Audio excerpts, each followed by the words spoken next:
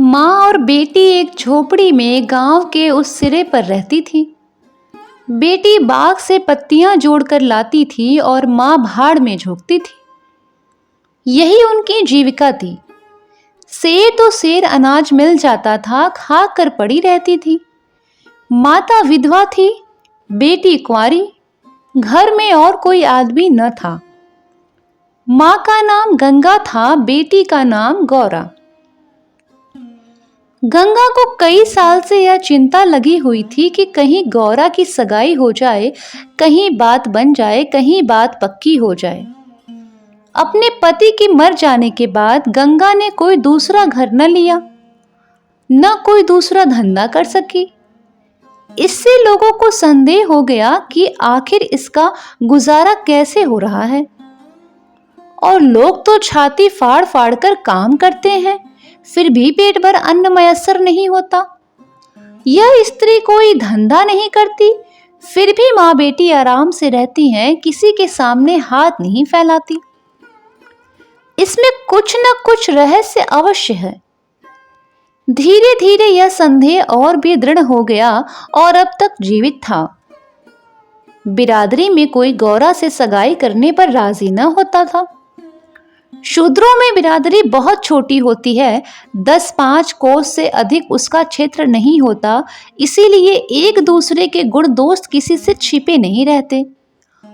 उन पर पर्दा ही डाला जा सकता है। इस भ्रांति को शांत करने के लिए माँ ने बेटी के साथ कई तीर्थ यात्राएं की। उड़ीसा तक हो आई, लेकिन संदेह न मिटा। गौरा युवती थी, सुंदरी थी, पर उसे किसी ने कुएं पर या खेतों में हंसते बोलते नहीं देखा था। उसकी निगाह कभी ऊपर उठती ही नहीं थी। लेकिन ये बातें भी संदेह को और पुष्ट करती थी। अवश्य कोई न कोई रहस्य है। कोई युवती इतनी सती नहीं हो सकती। कुछ गुपचुप की बात अवश्य है। यूं ही दिन गुजरते जाते हैं। बुढ़िया दिनों दिन चिंता से घुल रही थी। उधर सुंदरी की मुख छवि दिनों दिन निखरती जा रही थी, कली खिलकर फूल हो रही थी। एक दिन एक परदेशी गांव से होकर निकला, 10-12 कोस से आ रहा था। नौकरी की खोज में कलकत्ता जा रहा था। रात हो गई, किसी कहार का घर पूछता हुआ गंगा के घर आया। गंगा ने उसका खूब आदर सत्कार किया, उसके लिए गेहूं का आटा लाई, घर से बर्तन निकाल कर दिए। कहार ने पकाया, खाया, लेटा, बातें होने लगी। सगाई की चर्चा छिड़ गई। कहार जवान था, गौरा पर निगाह पड़ी। उसका रंग ढंग देखा, उसकी सजल छवि आंखों में खूब गई। सगाई करने पर राजी हो गया। लौटकर घर चला गया। 2-4 गहने अपनी बहन के यहाँ से लाया। गांव के बजाज ने कपड़े उधार दे दिए। 2-4 भाई बंधुओं के साथ सगाई करने आ पहुंचा। सगाई हो गई, अब यहीं रहने लगा। गंगा बेटी और दामाद को आंखों से दूर न कर सकती थी, परंतु 10 ही 5 दिनों में मंगरू के कानों में इधर उधर की बातें पड़ने लगी। सिर्फ बिरादरी ही की नहीं, अन्य जाति वाले भी उनके कान भरने लगे। ये बातें सुन सुनकर मंगरू पछता रहा था कि नाहक ही यहां पर फंस गया। पर गौरा को छोड़ने का ख्याल करके उसका दिल कांप उठता था। 1 महीने के बाद मंगरू अपनी बहन के गहने लौटाने गया। खाने के समय उसका बहनोई उसके साथ भोजन करने न बैठा। मंगरू को कुछ संदेह हुआ। बहनोई से बोला, तुम क्यों नहीं आते? बहनोई ने कहा, तुम खा लो, मैं फिर खा लूंगा। मंगरू, बात क्या है? तू खाने क्यों नहीं उठते? बहनोई, जब तक पंचायत न होगी मैं तुम्हारे साथ कैसे खा सकता हूँ? तुम्हारे लिए बिरादरी भी नहीं छोड़ दूंगा। किसी से पूछा न गाछा, जाकर एक हरजाई से सगाई कर ली। मंगरू चौकी पर उठ गया, मिर्जई पहनी और ससुराल चला गया। बहन खड़ी रोती रह गई। उसी रात को वह किसी से बिना कुछ कहे सुने बगैर गौरा को छोड़कर कहीं चला गया। गौरा नींद में मग्न थी। उसे क्या खबर थी कि वह रत्न जो मैंने इतनी तपस्या के बाद पाया है, मुझे सदा के लिए छोड़कर चला जा रहा है। कई साल बीत गए, मंगरू का कुछ पता न चला, कोई पत्र तक न आया। पर गौरा बहुत प्रसन्न थी। वह मांग में सिंदूर डालती, रंग बिरंगे कपड़े पहनती और अधरों पर मिस्री के धड़े जमाती। मंगरू भजनों की एक पुरानी किताब छोड़ गया था, उसे कभी कभी पढ़ती और गाती। मंगरू ने उसे हिंदी सिखा दी थी, टटोल टटोल कर भजन पढ़ लेती थी। पहले वह अकेले बैठती रहती, गांव की और स्त्रियों के साथ उसको बोलते चालते शर्म आती थी। उसके पास वह वस्तु न थी जिस पर दूसरी स्त्रियां गर्व करती थीं। सभी अपने अपने पति की चर्चा करती, गौरा के पति कहाँ था? वह किसकी बातें करती? अब उसके भी पति था। अब वह अन्य स्त्रियों के साथ इस विषय पर बातचीत करने की अधिकारिणी थी। वह भी मंगरू की चर्चा करती। मंगरू कितना स्नेहशील है, कितना सज्जन, कितना वीर। पति चर्चा से उसे कभी तृप्ति ही न होती थी। स्त्रियां, मंगरू तुम्हें छोड़कर क्यों चले गए? गौरी कहती है, क्या करते, मर्द कभी ससुराल में पड़ा रहता है। देश परदेश में निकलकर 4 पैसे कमाना ही तो मर्दों का काम है, नहीं तो मान मर्यादा का निर्वाह कैसे हो? जब कोई पूछता चिट्ठी पत्री क्यों नहीं भेजते, तो हंस कर कहती, अपना पता ठिकाना बताने में डरते हैं, जानते हैं ना गौरा आकर सिर पर सवार हो जाएगी। सच कहती हूँ, उनका पता ठिकाना मालूम हो जाए तो यहाँ मुझसे एक दिन भी न रहा जाए। वह बहुत अच्छा करते हैं कि मेरे पास चिट्ठी पत्री नहीं भेजते। बेचारे परदेश में कहाँ घर गृहस्थी संभालते फिरेंगे। एक दिन किसी सहेली ने कहा, हम न मानेंगे, तुझसे जरूर मंगरू से झगड़ा हो गया है, नहीं तो बिना कुछ कहे सुने क्यों चले जाते। गौरा ने हंसकर कहा, बहन, अपने देवता से भी कोई झगड़ा करता है? वह मेरे मालिक हैं, भला मैं उनसे झगड़ा कैसे करूंगी? जिस दिन झगड़े की नौबत आएगी कहीं डूब मरूंगी। मुझसे कहकर जाने पाते, मैं उनके पैरों से लिपट न जाती। एक दिन कलकत्ता से एक आदमी आकर गंगा के घर ठहरा। पास ही के किसी गांव में अपना घर बताया। कलकत्ता में वह मंगरू के पड़ोस ही रहता था। मंगरू ने उससे गौरा को अपने साथ लाने को कहा था। 2 साड़ियां और राह खर्च के लिए रुपए भी भेजे थे। अब गौरा फूली न समाई, बूढ़े ब्राह्मण के साथ चलने को तैयार हो गई। चलते वक्त वह गांव की सब औरतों से गले मिली। गंगा उसे स्टेशन तक पहुंचाने गई। सब कहते थे, बेचारी लड़की के भाग जाग गए, नहीं तो यहाँ कुड़ कर मर जाती। रास्ते भर गौरा सोचती रही, न जाने वह कैसे हो गए होंगे। अब तो मूछें अच्छी तरह निकल आई होंगी। परदेश में आदमी सुख से रहता है। देह भर आई होगी बाबू की। बाबू साहब हो गए होंगे। मैं पहले 2-3 दिन तक उनसे बोलूंगी नहीं, फिर पूछूंगी तुम मुझे छोड़कर क्यों चले गए। अगर किसी ने मेरे बारे में कुछ बुरा भला कहा तो तुमने उसका विश्वास क्यों कर लिया? तुम अपनी आंखों से न देखकर दूसरों के कहने पर क्यों गए? मैं भली हूं या बुरी हूं तो तुम्हारी। तुमने मुझे इतने दिनों क्यों रुलाया? तुम्हारे बारे में अगर इसी तरह मुझसे कोई कहता तो क्या मैं तुमको छोड़ देती? जब तुमने मेरी बांह पकड़ ली तो तुम मेरे हो गए। फिर तुम में लाख ऐब हो मेरी बला से। चाहे तुम तुर्क ही क्यों न चले जाओ, मैं तुम्हें नहीं छोड़ सकती। तुम क्यों मुझे छोड़कर भागे?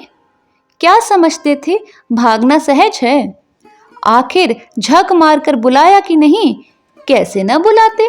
मैंने तो तुम्हारे ऊपर दया की कि चली आई, नहीं तो कह देती कि मैं ऐसे निर्दयी के पास नहीं जाती, तो तुम अपने आप दौड़े आते। तब करने से देवता भी मिल जाते हैं, आकर सामने खड़े हो जाते, तुम कैसे ना आते। वह धरती बार बार उद्विग्न होकर बूढ़े ब्राह्मण से पूछती, अब कितनी दूर है? धरती के छोर पर रहते हैं क्या? और भी कितनी ही बातें वह पूछना चाहती थी, लेकिन संकोचवश पूछ न सकती थी। मन ही मन अनुमान करके अपने को संतुष्ट कर लेती थी। उनका मकान बड़ा सा होगा, शहर में लोग पक्के घरों में रहते हैं, जब उनका साहब इतना मानता है तो नौकर भी होगा। मैं नौकर को भगा दूंगी। मैं दिन भर पड़े पड़े क्या करूंगी। बीच बीच में उसे घर की याद आ जाती थी। बेचारी अम्मा रोती होगी, अब उन्हें घर का सारा काम अपने ही करना पड़ेगा। न जाने बकरियों को चराने ले जाती हैं या नहीं। बेचारी दिन भर मेमे करती होंगी। मैं अपनी बकरियों के लिए महीने महीने रुपए भेजूंगी। जब कलकत्ता से लौटूंगी तब उनके लिए साड़ियाँ लेकर आऊंगी। तब मैं इस तरह थोड़े लौटूंगी। मेरे साथ बहुत सा असबाब होगा, सबके लिए कोई न कोई सौगात लाऊंगी। तब तक तो बहुत सारी बकरियां हो जाएंगी। यही सुखी स्वप्न देखते देखते गौरा ने सारा रास्ता काट लिया। पगली क्या जानती थी कि मेरे मान कुछ और कर्ता के मन कुछ और हैं। क्या जानती थी कि बूढ़े ब्राह्मणों के भेष में पिशाच होते हैं। मन की मिठाई खाने में मग्न थी। तीसरे दिन गाड़ी कलकत्ता पहुंची। गौरा की छाती धड़ धड़ करने लगी। कहीं खड़े खड़े होंगे, अब आते ही होंगे, यह सोचकर उसने घूंघट निकाल लिया और संभल बैठी। मगर मंगरू वहां दिखाई न दिया। बूढ़ा ब्राह्मण बोला, मंगरू तो यहाँ नहीं दिखाई देता। मैं चारों ओर छान आया, शायद किसी काम में लग गया होगा। आने की छुट्टी न मिली होगी। मालूम भी तो न था कि हम लोग किसी गाड़ी से आ रहे हैं। उनकी राह क्यों देखें, चलो डेरे पर चलते हैं। दोनों गाड़ी पर बैठकर चले। गौरा कभी तांगे पर सवार न हुई थी। उसे गर्व हो रहा था कि कितने ही लोग बाबू पैदल चलते हैं, मगर मैं तांगे पर बैठी हूँ। एक क्षण में गाड़ी मंगरू के डेरे पर पहुंच गई। एक विशाल भवन था, अहाता साफ सुथरा, साइबान में फूलों के गमले रखे हुए थे। ऊपर चढ़ने लगी विस्मय, आनंद और आशा से। उसे अपनी सुधि ही न थी। सीढ़ियों पर चढ़ते चढ़ते पैर दुखने लगे। यह सारा महल उनका है, किराया बहुत देना पड़ता होगा। रुपए को तो वह कुछ समझते ही नहीं। उसका हृदय धड़क रहा था कि कहीं मंगरू ऊपर से उतरते आ न रहे हो। सीढ़ी पर भेंट हो जाएगी तो मैं क्या करूंगी। भगवान करे वह पड़े सोते रहे हो, तब मैं जगाऊं और मुझे देखकर ही हड़बड़ाकर उठ बैठे। आखिर सीढ़ियों का अंत हुआ। ऊपर एक कमरे में गौरा को ले जाकर ब्राह्मण देवता ने बैठा दिया। यही मंगरू का डेरा है। मगर मंगरू यहाँ भी नदारत। कोठरी में केवल एक खाट पड़ी हुई थी। एक किनारे 2-4 बर्तन रखे थे। यही उनकी कोठरी है तो मकान किसी दूसरे का है। उन्होंने यह कोठरी किराए पर ली होगी। मालूम होता है रात को बाजार में पूड़ियां खाकर सो रहे होंगे। यही उनके सोने की खाट है। एक किनारे घड़ा रखा हुआ था। गौरा को मारे प्यास के तालू सूख रहा था। घड़े से पानी उड़ेल कर पिया। एक किनारे पर एक झाड़ू रखा था। गौरा रास्ते में थकी थी, पर प्रेमोल्लास में थकन कहाँ। उसने कोठरी में झाड़ू लगाया, बर्तनों को धो धोकर एक जगह पर रखा। कोठरी की एक एक वस्तु, यहाँ तक कि उसकी फर्श और दीवारों में उसे आत्मीयता की झलक दिखाई देती थी। उस घर में भी जहाँ उसे अपने जीवन के 25 वर्ष काटे थे, उसे अधिकार का ऐसा गौरवयुक्त आनंद न प्राप्त हुआ था। मगर उस कोठरी में बैठे बैठे उसे संध्या हो गई और मंगरू का पता नहीं चला। अब छुट्टी मिली होगी। सांझ को सब जगह छुट्टी हो जाती है। अब वह आ रहे होंगे। मगर बूढ़े बाबा ने उनसे कह तो दिया ही होगा। वह क्या अपने साहब से थोड़ी देर तक की छुट्टी ले सकते। कोई बात होगी तभी तो नहीं आए। अंधेरा हो गया। कोठरी में दीपक न था। गौरा द्वार पर खड़ी पति की बाट देख रही थी। जाने पर बहुत से आदमियों के उतरने चढ़ने की आहट मिलती थी। बार बार गौरा को मालूम होता था कि वह आ रहे हैं, पर इधर कोई आता ही नहीं था। 9 बजे बूढ़े बाबा आए। गौरी ने समझा मंगरू है, झटपट कोठरी के बाहर निकल आई। देखा तो ब्राह्मण। बोली, वह कहाँ रह गए? बूढ़ा, उनकी तो यहाँ से बदली हो गई। दफ्तर में गया था तो मालूम हुआ कि वह अपने साहब के साथ यहाँ से कोई 8 दिन की राह पर चल गए। उन्होंने साहब से बहुत हाथ पैर जोड़े कि मुझे 10 दिन की मोहलत दे दीजिए, लेकिन साहब ने एक न मानी। मंगरू यहाँ लोगों से कह गए हैं कि घर के लोग आए तो मेरे पास भेज देना। अपना पता देकर गए हैं। कल मैं तुम्हें यहाँ से जहाज पर बैठा दूंगा। उस जहाज पर हमारे देश के और भी बहुत से लोग होंगे, इसीलिए मार्ग में कोई कष्ट न होगा। गौरा ने पूछा, कितने दिन में जहाज पहुंचेगा? बूढ़ा, 8-10 दिन कम से कम लगेंगे, मगर घबराने की बात नहीं है, तुम्हें किसी बात की तकलीफ ना होगी।